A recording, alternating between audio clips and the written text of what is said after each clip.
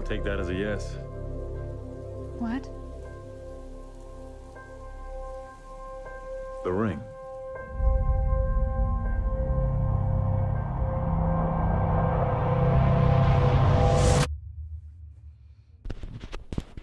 Welcome to the first episode of In the Car Vlogs. I think I'm gonna call them that.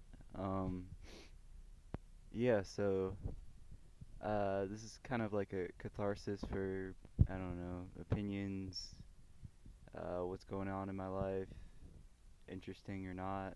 Uh, um, but I'll probably talk about movies, football, stuff like that. Um, and my runs, I guess. I'm no uh, great runner. I just started like running again. So I guess I can update you guys on that, whoever wants to listen. Um, so yeah, the first uh, run for this episode was a 7 miler, around 7 miles. I wanted to do a lot more than that, but I guess something with my diet just isn't working. Um, I don't know. I cramped up like the second mile. Um, so not a great day. But I got 40 miles in this week, a lot more than I did last week. So it feels a lot better to know that I'm progressing in that aspect. Um, but yeah, what can I say? I wanted to talk about movies too. So, um, for that, the last night, yeah, I saw Justice League. I can definitely talk about that. Uh, I went in with super high expectations, so I don't know if I should even talk about it, because I feel like that hinders a lot of my analysis, or whatever you want to say, or whatever you want to call it. But yeah, I went in with super high expectations. Um, I ate popcorn. They buttered it up. It was one of those ways where it's just blanketed with popcorn on the top. But the theater that showed Justice League, and I went to, it showed like 40 minutes of I'm not kidding, 30 to 40 minutes of trailers. Uh, Somewhere around there. So it was insane. Like, by the time the movie came around, popcorn was dry, head wasn't that clear. Um, so yeah, so I had that to work with. Um, but uh, in regards to the actual movie, uh, the plot is kind of simple.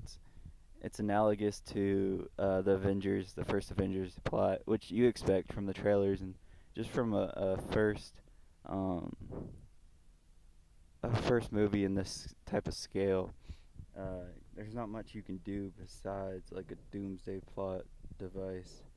It might be trite and whatever you want to call it, but what else are you gonna do to show how the chemistry works and open up the universe to the mass audience?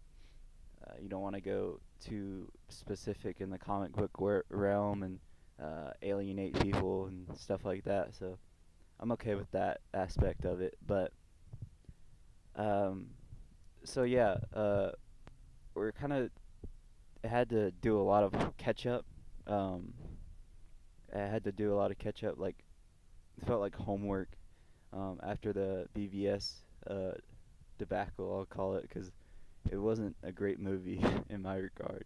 But it yeah, it had to catch up on what was Batman doing, since then, where has Superman been, and now it had a Wonder Woman storyline to work with, so it had to, where is the Amazon fitting into this? Um, so after catching up with all these new characters and old characters, it felt rushed, um, and obviously behind the scenes there are a lot of things going on.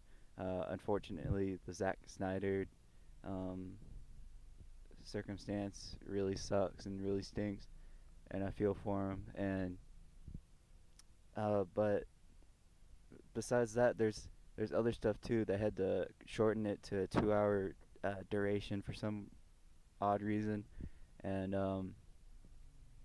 it just stinks because uh, it felt like uh, they had a lot more to do, and they just couldn't do it um,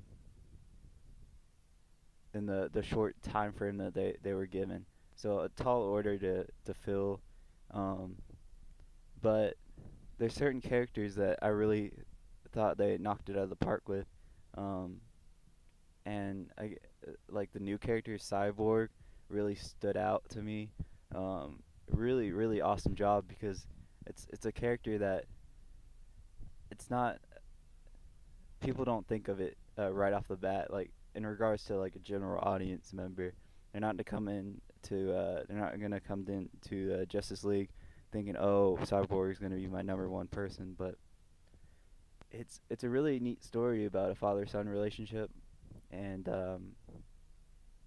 about power, um, and he's really got an Iron Man esque like suit in this, and it's really cool.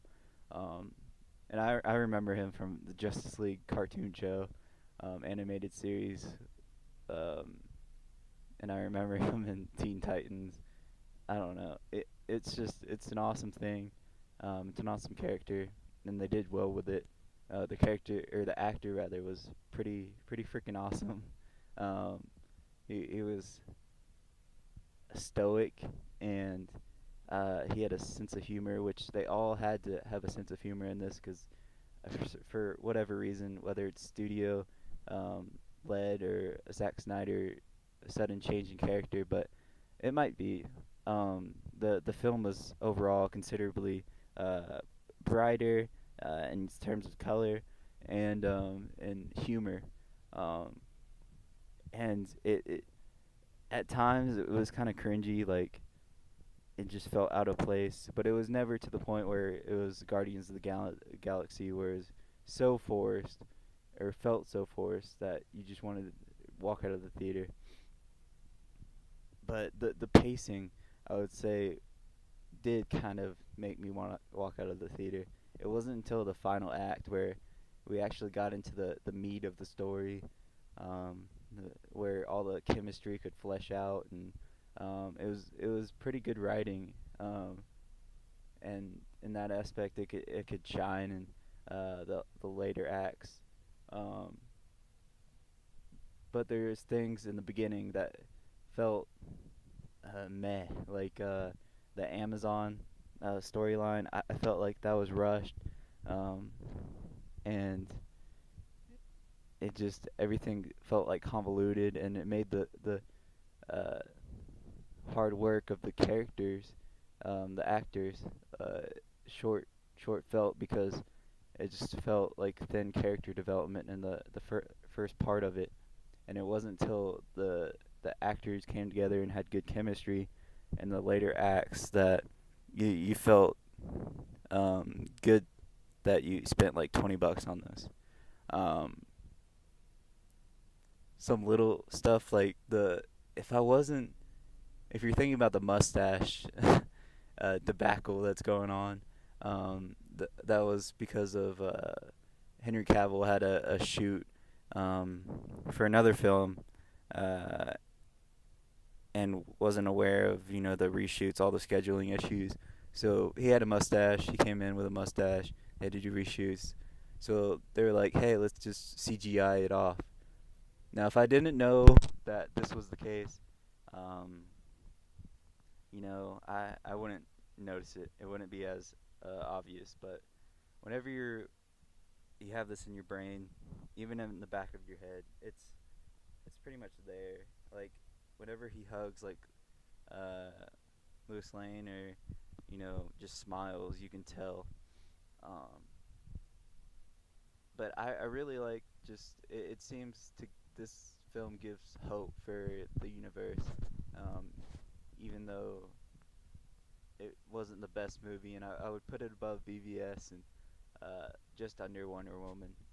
Um, but for all the stuff that's going on in the background, I think they did an excellent job, and it had a considerable tone change that I appreciated. It had a good cinematography that Zack Snyder always brings, and I suppose you could bring in Whedon into that conversation too.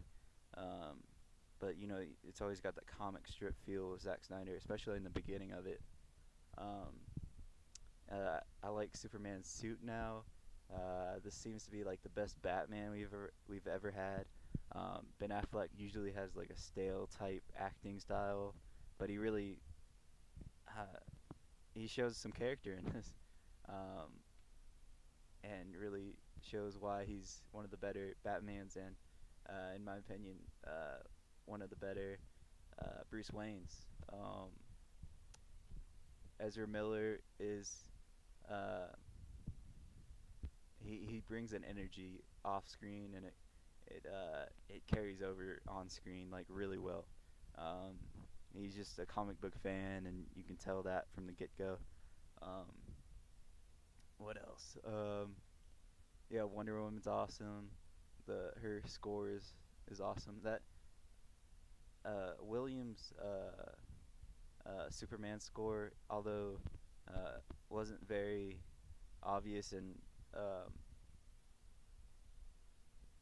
it was it wasn't everywhere in the film, but I think it was only used like twice. But whenever it did come, it was pretty awesome.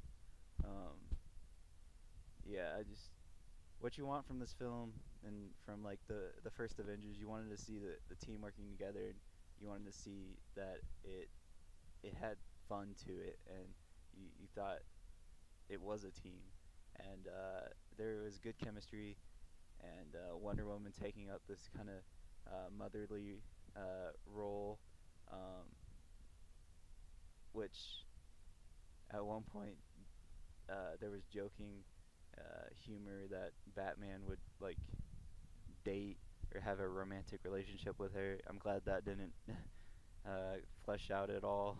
um, um, but with all the branching narratives that they went through, um, it all tied together in the end with the basic narrative of beating the big bad guy, which in this case is Steppenwolf, which I liked his design. If you wanted to ask that, um, it wasn't great. He, I don't know. He was kind of generic, and I guess he was one of the better villains like that you could ask for. Um, he wasn't terrible. I'll just say that, above average. Um, and in regards to the after credit scenes, if you want to ask that, the first one, a joke carries over, and it's pretty funny. So I would stay for that. Um, and the banter between Ezra Miller and all the cast, he was kind of a crowd pleaser in that regard, and he did a good job taking up that role. The second after credit scene was even better. Like I would definitely stay for that. People got up, and I felt bad for him. Um, and it's a character that we saw a sneak peek of. I'll just say that, and from I think it was Affleck's Twitter or Snyder's, and he looks great, and it's a great actor behind the mask. And yeah, it gives you hope for the future. I'll say that. Um, Not a terrific movie and not a terrible movie. Um, Above average. So, um, if you look at all the pile of trash behind it, which is the DCEU so far, um, I mean this is a good baby step forward in the universe. So yeah, we'll look forward to next movie review slash run vlog. um, yeah, so peace.